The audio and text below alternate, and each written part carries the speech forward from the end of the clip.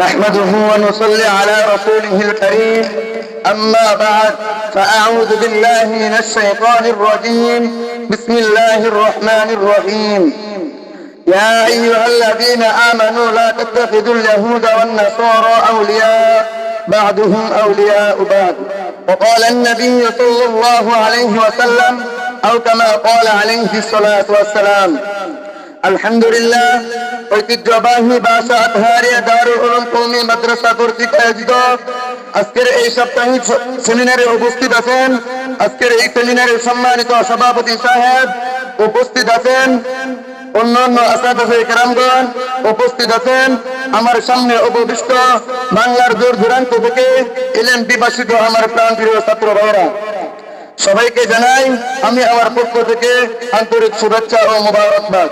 মুহতারাম হাজিরিন, আজকে আমি যে বিষয়টি নিয়ে আলোচনা করব সেই বিষয়টি হচ্ছে ফুটবল বিশ্বকাপ।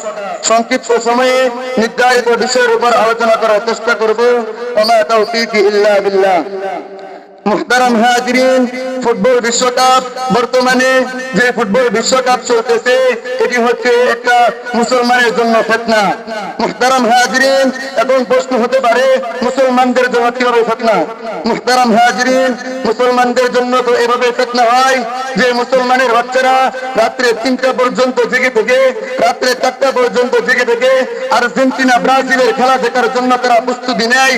ওই মুসলমানের বাচ্চারা একবারও চিন্তা করে না যে মাওলা তারে বানাইছে, যে মাওলা তারে খাওয়াইতেছে, যে মাওলা তারে চলাইতেছে, এই মাওলার ইবাদত করার জন্য কোন মুসলমানের বাচ্চা রাত্রে 3টা 3:30 পর্যন্ত জেগে থাকে না। মুহতারাম হাজিরিন, তারা জেগে থাকে ওই আর্জেন্টিনা ওই ব্রাজিলের ইহুদিদের খেলা দেখার জন্য, যে খেলা ইসলামের বিধানে কখনো জায়েজ হতে পারে না। মুহতারাম হাজিরিন, আমরা মুসলমানের সন্তান হয়ে এই 92% মুসলমানের দেশে আমরা জন্ম নিয়ে তবু আমরা এই 92% মুসলমানের দেশে জন্ম নিয়ে আমরা তারপরেও আমরা কি করতেছি? কালেমের পতাকা উড়াই না। আমরা ওই আর্জেন্টিনার পতাকা ওই ব্রাজিলের পতাকা নিয়ে আমরা ব্যস্ত থাকি। আরে মুসলমান, যে কালেমের পতাকার মধ্যে লেখা থাকে লা ইলাহা ইল্লাল্লাহু মুহাম্মাদুর রাসূলুল্লাহ, যে নবী আমাদের জন্য শুরু থেকে কান্না করতেছে, এখন পর্যন্ত কবরে শুয়ে আমাদের নবী আমাদের জন্য কান্না করতেছে, আমাদের জন্য ফরিয়াদ করতেছে যে আল্লাহ, আমার উম্মতরা জানি না তারা কোন কারণে তারা গুনাহের মধ্যে লিপ্ত হচ্ছে, তারা কি জাহান্নামে চলে যায় নাকি? আমি চাই আমার সমস্ত উম্মত গুলো জান্নাতে যাক। আমাদের নবী এখনো ফরিয়াদ করে, কিন্তু আমরা মুসলমানের সন্তান হয়ে, আমরা আখিরি নবীর উম্মত হয়ে মাওলা তাআলা আমাদেরকে মহব্বত করে আমাদেরকে ভালোবেসে আখিরি নবীর উম্মত বানাইছে, মুসলমানের জন্ম দিছে, তবু আমরা ওই ইহুদি খ্রিস্টান নাসারাদের পতাকা নিয়ে আমরা পড়ে থাকি। যে কালেমার পতাকা উড়ানোর কথা ছিল আমাদের এই 92% মুসলমানের দেশে 100-র মধ্যে 80% মুসলমান গুলোই আজকে রাত জেগে খেলা দেখার জন্য প্রস্তুতি নেয়, কিন্তু তারা এটা প্রস্তুতি নেয় না যে রাত জেগে তাহাজ্জুদের নামাজ পড়তে হবে। যেই মাওলা চলাইতেছে, যেই মাওলা খাওয়াইতেছে, সেই মাওলার ইবাদত করতে হবে, তারা এটা বুঝে না। তারা ওই রাত জেগে ওই আর্জেন্টিনা ওই মেসির ওই নেইমারের স্কিল দেখার জন্য, তাদের ফ্রি কিক শট দেখার জন্য তারা প্রস্তুতি নেয়, কিন্তু তারা তাহাজ্জুদের নামাজের জন্য প্রস্তুতি নেয় না।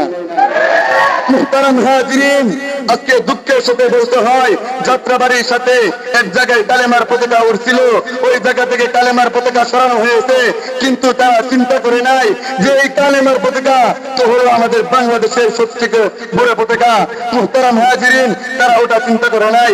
ওই কালেমার পতাকা আজকে সরানো হয়েছে, কিন্তু এই বাংলাদেশের মুসলমানরা কোনো আন্দোলন করতেছে না।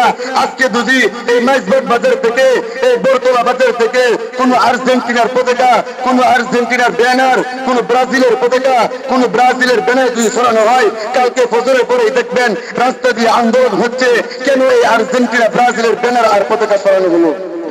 মুহতারাম হাজিরিন, মুসলমান গুলো কালেমার পতাকা সরানো হয়েছে, তাদের ইমানের জজবা আছে না, তারা চিন্তা করে না যে ওই কালেমার পতাকা সরানো হয়েছে, এটার জন্য আন্দোলন করতে হবে, কিন্তু তারা আন্দোলন করে যে আর্জেন্টিনা যে ব্রাজিল খ্রিস্টান তাদেরকে খুশি রাখার জন্য।